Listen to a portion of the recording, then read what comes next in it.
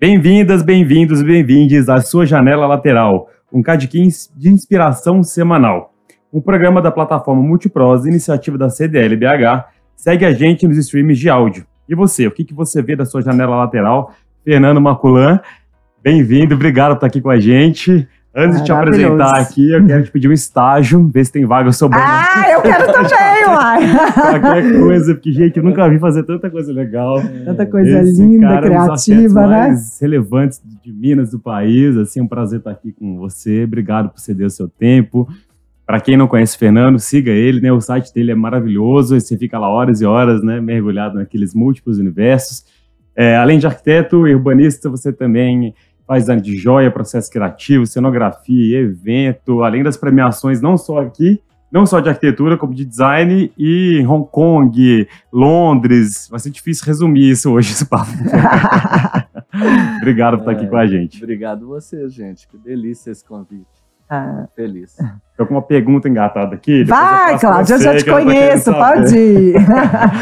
Fernando, eu quero saber, como a gente está falando de criatividade, você permeia, né, por vários universos, né, joia, cenografia, mas antes eu quero saber como é que os japoneses criam. Conta pra gente. A gente vai inverter, em vez dos mineiros criam, como que os japoneses criam? Japonês, coreano. Caramba, essa é uma boa pergunta.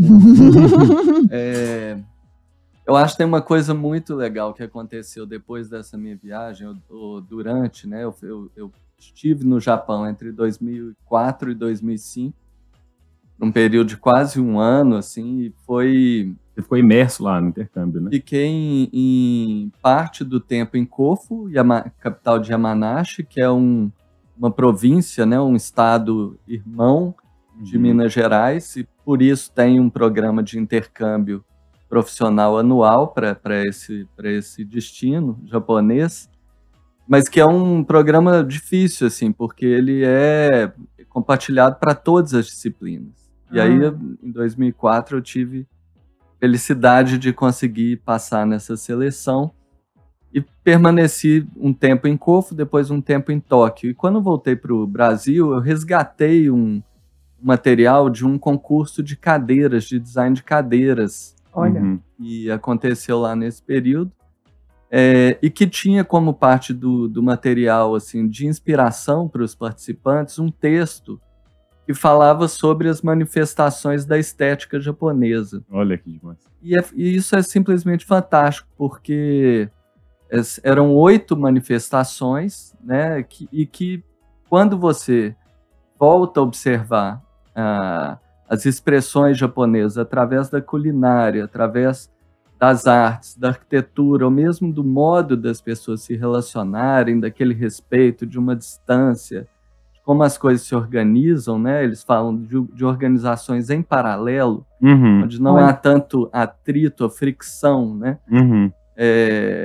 Isso, para mim, foi assim, abrir uma chave para entender como os japoneses criam, né? Eles criam sempre, parece, como de forma a se desdobrar desse entendimento da estética japonesa, que é uma coisa tão antiga, né? E que vai atravessando séculos. E tão diferente da nossa mineira, né? Que é tudo oposto, juntinho, né? As coisas, como você sentiu isso lá, assim, essa diferença, né? É curioso, assim, para nós é muito difícil, né? Primeiras coisas que me aconteceram foi... eu já sabia, né, dos rituais de cumprimento, né, abaixar a cabeça e tudo, mas era quase inevitável, dependendo da situação, daquela batidinha nas costas ou na barriga. E aí era assim, a vergonha era imediata quando a pessoa dava aquela olhadinha. Assim, bem, né? O que você tá me pegando? Invadindo meu campo pessoal, né? E isso é curiosíssimo, assim, porque tem uns arquitetos japoneses hoje que são muito conhecidos, né, a Kazuyo Sejima e o Rui Nishizawa, que tem um escritório que chama Sana, né, eles têm também suas práticas individuais, mas é muito comum ver nos projetos deles uma ideia de quase de explosão do programa arquitetônico, onde cada coisa funciona de forma assim separada, isolada, e você tem um interstício, assim, um espaço vazio que faz a conexão. Então, é quase que uma representação gráfica espacial dessa ideia de como as pessoas também se mantêm um pouco distanciadas, né? Claro, em algum momento vão se conhecer, vão se aproximar, se relacionar, mas até chegar aí, esse paralelismo, né, que eles falam. Tá tendo um movimento do governo de tirar as pessoas de casa no Japão, que as pessoas estão ficando cada vez mais reclusas, assim, né? Mas é muita disciplina, é muito diferente, né? Vamos assim, falar do seu processo criativo agora. Mas você trouxe isso um pouquinho para o seu universo? Como que você conseguiu colocar isso e como você vê, assim, você mineiro também, se você acha que você traz essa... É curioso, né? Quando a gente vai se relacionando com pessoas de outros países, é inevitável, eu acho, tentar encontrar os pontos de contato, né? Os pontos em comum. Eu via muita similaridade dos japoneses com os mineiros, né? Vice-versa, assim. Talvez porque os mineiros sejam, sem dúvida, muito mais, talvez, assim, abertos, né? Acho que no primeiro contato, pelo menos, mas também nós temos a nossa característica aqui dentro do Brasil de estarmos aqui, por exemplo, em Belo Horizonte, entre montanhas e muito... Isso acho que cria uma circunstância mesmo, assim, para um certo acolhimento, ou não diria isolamento, mas de criar uma certa identidade, né, para um povo que vive nesse lugar, né. E mais recentemente também a gente mais recentemente nada, eu diria já há mais de 10 anos, a gente tem uma parceria contínua com um escritório colombiano de Medellín. Olha que legal. E aí talvez a gente veja ainda mais essas aproximações. Agora, né, da latinidade ali, né? Exato. E Medellín tem muitas questões assim, onde se assemelha com Belo Horizonte. Né, de um rio que atravessa uma cidade que tem 2,5 milhões de habitantes, ou 3. Então você tem esse eixo que nosso aqui é o leste-oeste, lá o deles é o norte-sul, mas as montanhas, né, que vão se desdobrando a partir do traçado do rio, e eu acho que os paisas, né, como eles chamam, eles têm também assim, uma certa mineiridade. Uma doçura mineira, assim, tem uma rapadura ali em comum, né? A gente vai se entendendo muito bem, assim, é muito legal. Vocês estão que nem Guimarães Rosa, trazem várias referências internacionais e coloca toda a mineiridade aí no projeto. Mas Minas está no mundo todo. É um imã, né? Eu acho que seu trabalho tem uma coisa da interdisciplinaridade. Temos, gostei. E da colaboração, da cocriação, assim, né, Máculo? Acho que tanto com o MOL no design de joias, tem o estúdio Laboratório Piracema, o Levante. Vamos tentar contar um pouco sobre essas histórias, que elas são fantásticas e merecem ser ouvidas aqui, né? Eu acho que eu sempre fui uma pessoa muito curiosa, assim, muito interessada no outro, nas outras pessoas, em o que as pessoas estão fazendo. Então, acho que, sei lá, 99% de tudo que eu fiz foi com alguém, né? Assim, legal. Isso realmente, eu sempre tive sócios na arquitetura, sempre tive parceiros, né, desde que eu me formei, né, no fim da década de 90, e são raros mesmo os exemplos em que eu fiz um projeto sozinho. Sempre tem os colaboradores, né, também, mas essa ideia da coautoria, ela é uma coisa, para mim, é inerente ao processo. Praticamente, eu vejo isso como realmente uma grande vantagem, né? Porque sempre você tem o outro olhar, vai ter as outras ideias e uma ideia vai fortalecendo a outra, e até que a coisa se desdobra de uma maneira como você nunca faria sozinho. Acaba virando um grande facilitador ali, viabilizador, né? De uma leitura, né? A partilha é bonita demais, né? A construção fica maior, né? Sim, sim. E sobre essas múltiplas disciplinas, eu acho que nessa questão da curiosidade, eu acabei tendo chance de trabalhar em escalas muito variadas, né? Como você falou da escala da joia, né? Foi uma experiência muito interessante com o Adriano Moll, que já era, quando a gente começa a trabalhar juntos nesse tema, o Adriano já era um especialista, né, assim, reconhecido no tema da lapidação, e a gente acabou desbravando ali, juntando também um pouco da minha experiência dos concursos de arquitetura e de como criar as narrativas ou os processos de explicar uma ideia quando a gente pensava um projeto de arquitetura e para levá-lo a um concurso, trazer isso para os concursos de design de joias foi bem interessante. Então a gente vai migrando, né? Ao mesmo tempo eu aprendi tanto com o Adriano, assim, porque quando você está no campo do design de joias, 1 milímetro deve equivaler para nós a, não sei, muitos metros, né, em outras áreas, né, da arquitetura mesmo, do mobiliário, né? E tal. Então você vai ajustando, né, os entendimentos, entendendo também de processos, porque cada área, cada campo tem os seus próprios processos de fazer, de executar, né, tudo que a gente pensa nesses campos do design da arquitetura, que eles têm que ser construídos, né? Pelo menos na minha prática.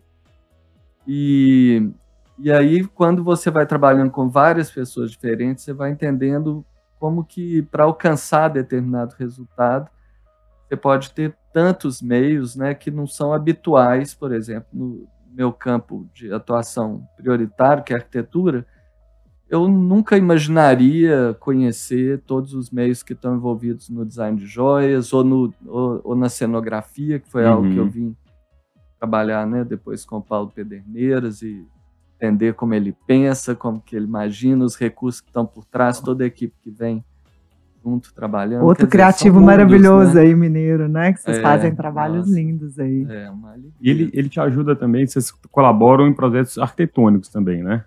Sim, nós trabalhamos juntos no projeto da Galeria do Minas, né? Que foi um trabalho assim, que deu muita satisfação, porque é um projeto que partiu de um espaço existente, o prédio já havia sido concebido, então era um pé direito relativamente ou bastante baixo para uma galeria. No entanto, a gente conseguiu atribuir a galeria de outros recursos, e acho que isso, Paulo tem muito essa capacidade, né, de trazer uma potencialidade de que o espaço se transforme. Aí eu estou falando da luz mesmo. Luz, né? O negócio, um espaço que daria conta de revelar assim, várias ambiências diferentes, dependendo da intenção de cada exposição, né, do que se quer mostrar, como que o artista quer colocar a sua obra, ou uma curadoria quer estabelecer ali um momento de imersão, né? Então, a galeria já recebeu, sei lá, acho que talvez dezenas de exposições, e é muito legal perceber que cada uma delas muda, né, totalmente. Muda completamente o espaço. Tá no circuito Liberdade, queria dar né? um zoom out aqui, que falamos de milímetro, de metro, agora vamos falar de escala de comunidade, né, Maculan? Assim, você trabalha aí no Levante com vamos combinar com uma comunidade de 100 mil pessoas ali no aglomerado da Serra. Como que é esse processo de colaboração? Esse aí que tem prêmio envolvido aí, conta pra gente. Essa história do Levante ela é fantástica, né, para todos nós que participamos dela. Assim, é uma coisa transformadora. Ela tem proporcionado um aprendizado gigantesco, né? Porque nós começamos a trabalhar em favelas antes da criação do Levante com a própria MAC Arquitetos, que é o escritório que eu compartilho com a Marisa Machado Coelho, o Rafael Iane e a Luciana Zeckmeister, né? E lá em 2007, a gente começa a trabalhar nesse território, eu, Marisa e Rafael, num projeto que ainda era muito, vamos dizer, institucionalizado. Ele tinha várias camadas de mediação e a gente tinha muito pouco contato com a vivência da comunidade mesmo, né? Então foram necessários 10 anos de lá para cá. Maturação. E aí entra o Laboratório Piracema de Design, que eu acho que foi uma chave também se abriu para mim, de trabalhar com comunidades no interior do Brasil, né, por um método desenvolvido pelo Piracema, que é de uma troca de saberes, né? Então você vai para essas comunidades sabendo que você não tem muito a ensinar, você tem que aprender, né? Você tem alguma coisa que você pode trocar, mas o importante é estabelecer um processo de escuta mútua, né? E de aprendizado mútuo, e que eu acho que quando a gente volta, né, quando eu tenho uma oportunidade de voltar para o aglomerado da Serra 10 anos depois, para dar uma oficina de upcycling de moda, né? De moda? De moda, olha isso, né? Nada parece detê-lo. Eu não seria, assim, o professor, vamos dizer assim, nem era o caso, não era esse tipo de relação que se propunha, mas eu organizei nos moldes do Piracema, a convite do Sebrae, uma oficina que trazia vários profissionais para dialogar com as pessoas da comunidade do aglomerado da Serra, né, das várias vilas que compõem o aglomerado. Então, ali eu conheço Cadu dos Anjos, finalmente. Então, tá. E esse retorno, ele se dá, então, de uma forma completamente ao contrário, ou seja, muito mais de dentro para fora, porque a gente já não tinha nenhuma amarra institucional, a gente estava dentro né, da rede ali de relações, e a partir dali nasce a ideia do coletivo, porque a gente conhece a sede do Centro Cultural lá da Favelinha, né? Quando que foi isso? Em Óbidos, isso em 2017. 17. Logo na sequência dessa oficina de upcycling, que teve nada mais, nada menos que o Remexe, né? A marca de moda. Sim, que é maravilhosa. Como fruto, né? Sim, o Remexe então, é muito legal. É fruto dessa experiência, que trouxe também pessoas fantásticas, né? Trouxe Paula Dib, trouxe Gabriela Mazepa, Luísa Luz, André. É um ícone. Também, maravilhoso. Antônio Lino. Então foi uma experiência tão assim, maravilhosa, onde a gente percebeu o seguinte: com muito pouco recurso, a gente conseguiu trazer essas pessoas maravilhosas que vieram assim, simplesmente pelo magnetismo do tema, por uma empatia com o lugar, por saber que aquele lugar ali podia representar algo novo na vida de cada um, né? E aí a gente percebeu esse coletivo que começa ali comigo, com a Joana Magalhães, no início a Paula Zasnikoff, a equipe do próprio escritório. A gente tinha uma ideia de que era uma coisa que podia agregar mais pessoas, ainda de forma voluntária, o que de fato aconteceu. E hoje, sei lá, hoje somos um núcleo aí de umas 15 pessoas, já temos mais de 10 projetos lá Olha que legal. Na Serra, e outros, sei lá, 2 no Rio, em São Paulo. Já espalhou, né? A gente está em vários E o nome é muito legal, Levante, né? Isso é tão bacana, né? Tem um termo que você usa nos seus textos que eu acho muito legal, que são as potências latentes ali, né? Pelo que você está contando, é muito isso. É uma coisa que já existe, que precisa dar uma vazão, né? É só dar uma lapidada, né? Isso é super importante, porque a nossa maneira de atuar, ela não tem como propósito final, assim, atuar na solução de problemas. A gente sabe que existem problemas em todos os lugares, né? Entretanto, aprendendo muito com Piracema, quando você vira o olhar para o que é considerado pela própria comunidade como valor, e você conversa com as pessoas que já estão estabelecidas ali como lideranças, como pessoas que são referências para aquele grupo, né, para aquela comunidade, aí você passa a trabalhar justamente nessas potências. Então, não é que a gente está dando solução para eles, não é que a gente está ajudando ninguém, não tem nada a ver com isso. A gente está simplesmente potencializando uma força que já está instalada. Dando quase uma construção coletiva mesmo, né? Coletiva, um aprendizado, mútuo, né? Que eu acho que como todas as relações deveriam ser, não é? Com respeito, escuta, né? Eu acho que é assim que a gente, né, constrói coisas melhores, independentes, né? Assim, de qualquer questão, né? Eu acho que isso é pro mundo, né? Muito bonito esse projeto. Agora me fala, porque eu fiquei acompanhando o Cadu, eu quase surtava com essa premiação. Eu não sei quem acompanhou, eu ficava assim, meu Deus. Copa do Mundo, né? Tipo final de Copa do Mundo, tetra, foi assim, né? Teve shortlist, teve todo um processo aí de que foi público, né, assim, né? E o Cadu também tem muitos seguidores, né? Eu, por exemplo, sou uma delas, ficava lá, né, fervorosa. Conta um pouquinho de como que foi isso, a inscrição para o curso, o que vocês pensaram, porque, assim, é incrível o projeto, né? Essa história é maravilhosa, de fato. Assim, o projeto foi publicado um ano antes pela plataforma ArcDaily, essa plataforma internacional. Eles têm escritórios ou agências em várias partes do mundo, o Brasil é uma delas, e aí eles têm pequenos núcleos curadores, né, curatoriais, em que eles pré-selecionam alguns projetos que eles já publicaram, então projetos que eles já conhecem, você não se inscreve no prêmio. Legal. E a gente recebe um e-mail dizendo, parabéns, esse projeto aqui está pré-selecionado para premiação. E depois disso, vem 2 etapas de votações. A primeira, se não me engano, tinha 1.500 casas pré-selecionadas no mundo inteiro pela equipe da ArcDaily. E aí foi uma grande votação mundial, onde a gente pula desses 1.500 para 3, né, na categoria de casas. E isso se deve, assim, com certeza, né, a atuação do Cadu na divulgação, porque a gente é muito... A gente é meio mineirinho mesmo.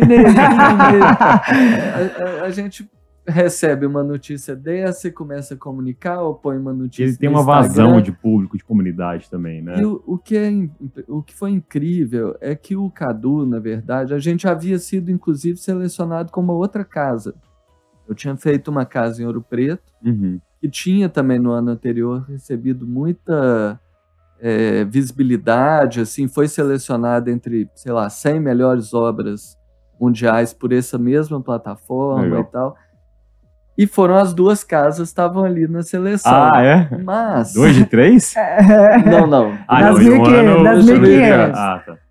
Mas o que o Cadu chamou atenção para nós? Ele falou, gente, isso que está acontecendo é uma coisa extraordinária, porque é uma casa na favela, está nesse prêmio de arquitetura que tem uma relevância internacional. Nós temos que dar muita voz para isso. Maravilhoso. E aí, quando ele né, então ele reage com a consciência da importância disso, não só para ele, mas para todos que vivem em favelas, né, e periferias. Aí a coisa ganha essa proporção e vai recebendo essa empatia, né, das pessoas que se identificam, né, com essa... Gerou uma torcida mesmo, coletiva, né? Gente, eu tô falando, eu fiquei frenética. Como vocês falaram, é tipo final de Copa do Mundo, porque a favelinha é assim. Quando houve no ano anterior, né, ano passado, um concurso do Tomiotaki, Instituto Tomiotaki, premiou o prédio do Centro Cultural lá da favelinha.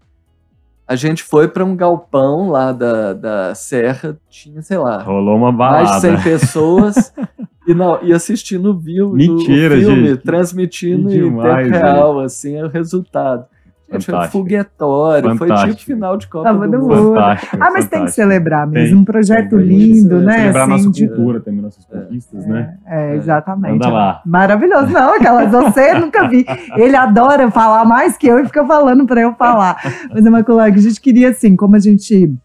Já batemos um papo, acho que você vai ter que voltar. Um dia só para falar sobre cenário, que eu já te falei que eu sou apaixonado com o cenário que você fez do Lenine, chão. Só para você contar desse processo criativo, entre outros, que eu sei aí, com monte. Com Paulo. Janela lateral, versão estendida, 3h30. Janela lateral com ele vai dar uma para cada atuação criativa, né? Porque é tão bonito ver a forma que você está criando e co-criar. Eu acho que isso é uma força muito grande, né? Que a gente percebe. Agora fala pra gente um pouquinho assim dessa sua mineiridade e se você tem alguma coisa de Minas assim que você traz no seu dia a dia, como que funciona, o que você acha dessa criatividade de Minas, sabedoria popular, de memória, como que você vê isso aí dentro das suas obras, né? É engraçado assim, eu tenho, apesar, né, de ser mineiro, nascido em Belo Horizonte e tudo, as minhas memórias afetivas são muito ligadas ao litoral, assim, porque a gente tem uma família muito grande, a família Maculã é de imigrantes e que se espalharam pelo Brasil e a gente tinha um hábito de se reunir na praia, na beira da praia, em Guarapari, assim. Meu avô mas eu sempre achei que Guarapari fosse em Minas Gerais. Então estamos falando de Minas Gerais. Umas bandeiras fincadas lá, com certeza. Não tem dúvida alguma. Isso foi assim, minha história tem muita relação com essa experiência do mar. Mas meu pai, saudoso Lúcio Otávio, ele viveu muitos anos em Pirapora. Olha. E ele trabalhou na Companhia de Navegação de São Francisco, a Franave. Ai, que lindeza. Então, assim, eu tenho uma paixão, assim, com as carrancas e com esse universo. As carrancas. Porque meu pai também adorava, né? A gente era muito... E, assim, a relação com o Rio São Francisco, a gente nadava muito naquelas corredeiras. Maravilhoso. Né? Hoje eu acho assim que tem uma coisa que me atravessa dessas experiências da infância. Eu acho que é esse gosto pelo fazer popular, assim, pelo esse interesse, né, por tudo que é utensílio ou soluções, tramelas, né, porteiras e objetos assim de arte religiosa ou de arte popular em geral, né? Tudo isso é uma coisa que é muito também presente, né, no nosso universo rural mineiro, nosso universo também sagrado, né? E me interessa demais, assim. Eu acho que talvez uma pessoa que tenha deixado um grande legado para nós arquitetos, artistas, designers nesse respeito tem sido a Lina Bobardi, né? Que tanto valorizou esse universo maravilhoso, né, dos saberes populares, né? Os projetos dela são incríveis mesmo, né? Nesse sentido. Que dó, que o tempo não está a nosso favor. Não, gente, olha, mas você promete voltar, além do estágio meu e do Cláudio, que eu não vou pedir só para o Cláudio, não. Tá fácil. Você promete voltar para a gente conversar mais um bocadinho aqui. Muitas abas aqui, nós vamos ter que fechar algumas, né? Obrigado, Maculã. Foi assim, uma aula de inspiração também, e acho que de vida, de como que a gente pode se relacionar de uma forma melhor com o mundo, né? Obrigado. Muito eu obrigado. que agradeço, um prazerão. Obrigado a vocês. Falei que voava? Para quem estiver nos ouvindo, né? Obrigado. Maravilhoso. Super prazer estar com você. Igualmente, gente. Até mais. Valeu, gente. Tchau, tchau.